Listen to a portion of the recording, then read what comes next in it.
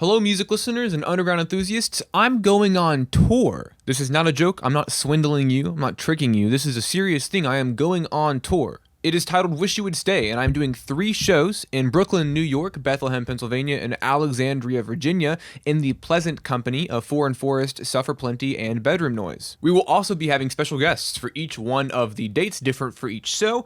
I'm so excited. I have performed my own music. I was a theater kid, but my own music I have performed one time, and that was in 2023 in New York, and it was the greatest day of my life. So, I'm super excited to be able to have the opportunity to do this again. A lot of time and energy has been put into organizing these shows by people that are deeply passionate about this community and the music and what it has to offer and what it can be. And so more than anything, I hope to see any of you there. Just, if you got nothing to do, please come. It'll be a really great time. It'll be awesome with some awesome music and some also awesome people. The website link with information and also tickets is in the description of this video.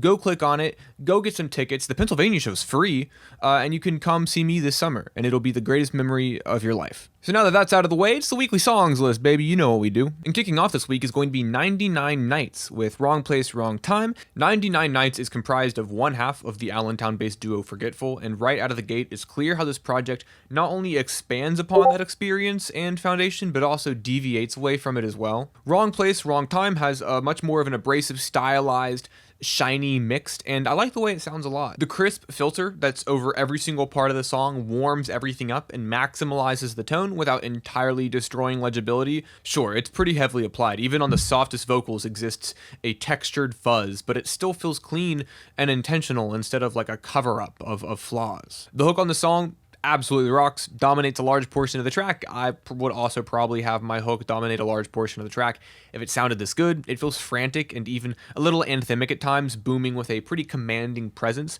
over a fairly mellow emo trap beat, save for like some rattled 808s. It is a cleanly made track with a powerful performance and a Tim Robinson clip that has been made genuinely earnest within the context of the track. Despite the abrasive saturation, it's a pretty somber track in a lot of ways as well, and overall a promising bit of development for the early stages of 99 Nights. Then coming up next, we have Notahero with Purgatory 2, and Notahero seems to be competing with himself just to see how bleak and destitute his songs can sound, and Purgatory 2 is a pretty good contender for that title. The piano is gentle, almost sluggish in its pacing, whining these rolled chords to the steady pulse of the song, and Hero's vocals here are dreary, fueled by sentimental confessions littered throughout the track. Something I've continually praised him for is his imagery, and I will do it again. I feel like seemingly mundane moments of his life are made intimate in the context and presentation of the track, and by the end the song makes itself into this crooked ballad of wistful memories and reluctant reveals. He's a great singer, making the melodrama feel more believable with each note. Right after being impressed, the song injects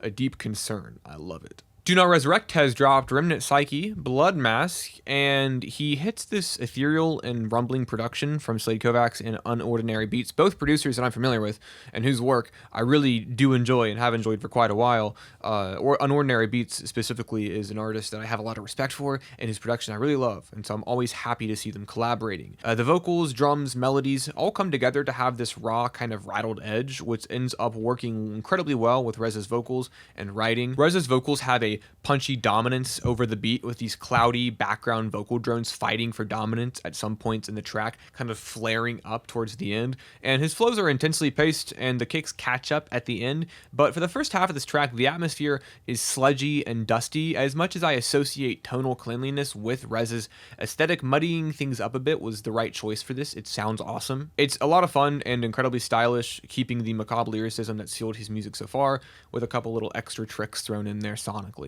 Up next we have Swamp with Flesh. I'm using it as a soapbox because I have this weird relationship with juxtaposition. As juxtaposition is not like an inherent value increaser to music. By having juxtaposition, that doesn't automatically make something better. But it is a tool that can sort of be powerfully utilized to enhance style and aesthetic. I bring this up because the first 30 seconds of the track is this isolated, melancholic guitar strumming paired with the tired vocals of Swamp. And his vocals drip with shiny pitch correction, sharp adjustments cutting across the organic timbre of the guitar. A combination that I'm typically pretty iffy on. I love autotune and all of its benefits and innovations in this industry, but like anything, it's contextual. Because sometimes a super sharp, synthetic, processed vocal mix can fight against more organic textures. It can kind of squeeze things a little bit, compress them, or just sound weird. But I think it's a success here. I really do like it. Swamp gives the emotional pain of his dreary delivery additional enhancement with the synthesis of the mix. It's a nice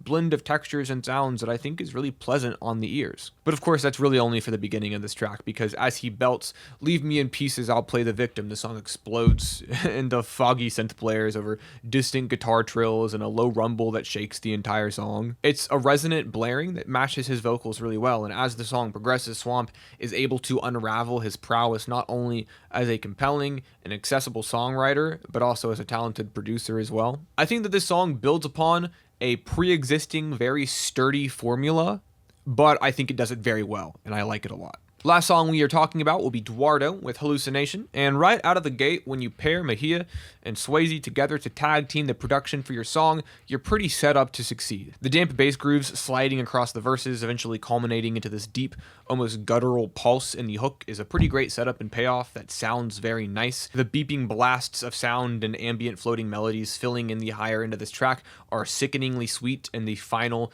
panicked arpeggio and saturated kicks of the climax of this track is probably breaking through the walls of some nightclub somewhere, spilling out into the streets as we speak. Eduardo keeps the pace nicely, relying on a bubbly, almost sultry delivery at times for his vocals and peppy repetition in his flows and in his melodies to seal the deal on how much fun this song is. It's incredibly catchy, the lyrics are good and well written, but I think the core of it does rest in his delivery and presence on the track, just as infectious as the production is. It almost feels wrong to listen to this from my office chair instead of like being on my feet in a public space with other people, but you know, I'll make do for now. And that is going to do it for this week. If you listen to these songs, go to the comments, tell me how you feel about them. And if you didn't listen to these songs, go listen to them, come back to this video, and tell me how you feel about them.